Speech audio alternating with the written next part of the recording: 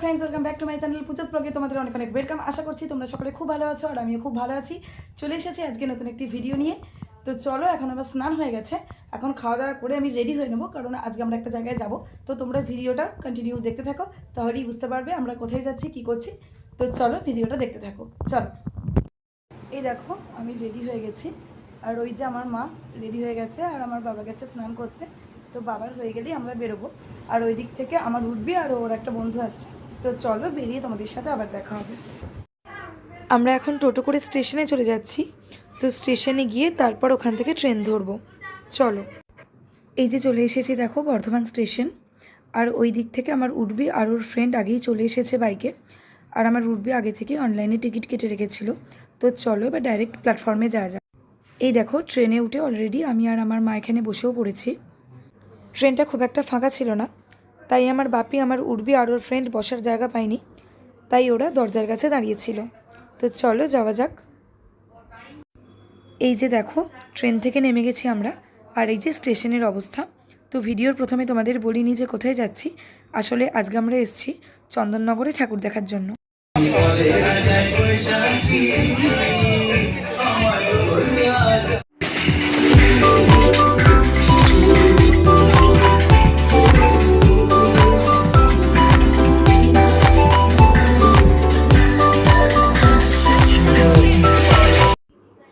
এই দেখো স্টেশনে নেমে স্টেশনের ঠাকুরটাই আমরা প্রথম দেখেছিলাম। প্রচণ্ড ভিড় ছিল, ঠিক সেরকম দারুণ দেখতে ছিল গোটা প্যান্ডেলটা, খুবই সুন্দর দেখতে ছিল। তো চলো আস্তে আস্তে ভেতরে ঢুকি আর তোমাদেরও দেখাই প্যান্ডেলটা।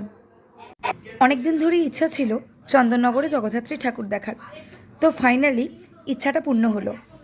প্রতিমা, প্যান্ডেল সবই ছিল অসাধারণ।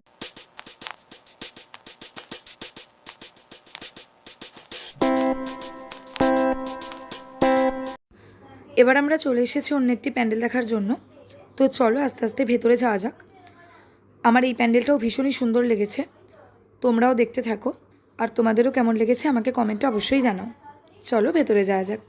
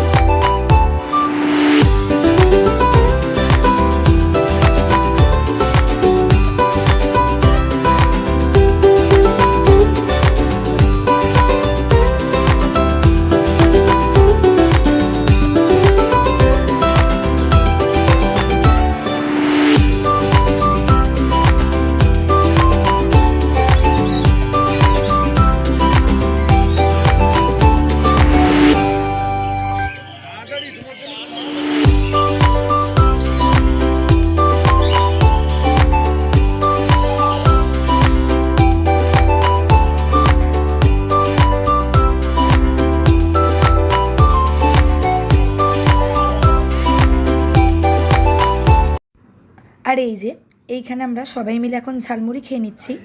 এর আগে ফুচকা আর আইসক্রিমও খেয়েছিলাম, কিন্তু ভিড়ের মধ্যে ভিডিও করতে পারিনি। দেখুন রাস্তায় লাইটিংগুলো অসাধারণ।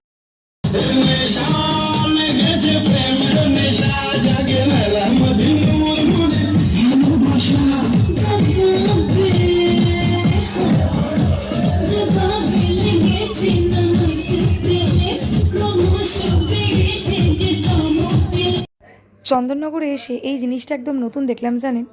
বর্ধমান, কলকাতা বা কল্যাণী কোথাওই এই জিনিসটা চোখে পড়েনি। রাস্তার মধ্যে ডিজে বাজছে আর মানুষ ভিড়ের মধ্যেই নাচতে নাচতে যাচ্ছে ঠাকুর দেখতে।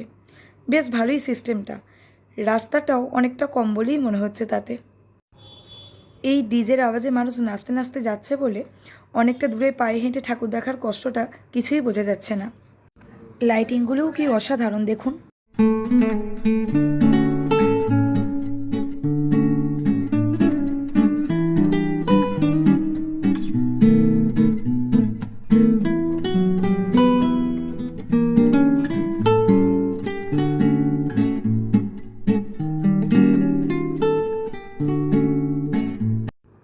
আর এই যে এটা দেখছেন, এটা চন্দননগরের কোনো প্যান্ডেল বা প্যান্ডেলের থিম নয়, এটা এখানকার প্রতিষ্ঠিত একটা মন্দির, ফটকগোড়া মাতৃমন্দির।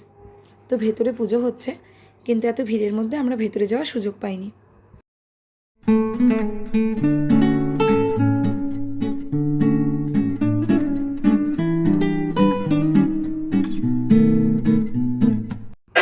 আর এটা হচ্ছে চন্দননগর বাগবাজারের থিম। চলুন আস্তে আস্তে ভেতরে গিয়ে এটাও আপনাদের দেখাই।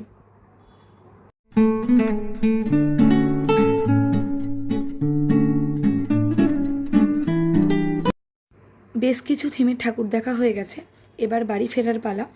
তাই আমরা স্টেশনে এলাম। দেখুন স্টেশনটা ভিড়ে কী অবস্থা। যাই হোক, টিকিট কেটে নিয়ে এখন আবার ট্রেনের জন্য ওয়েট করছি। চোখ মুখ দেখে বুঝতেই পারছেন ভীষণই টায়ার্ড।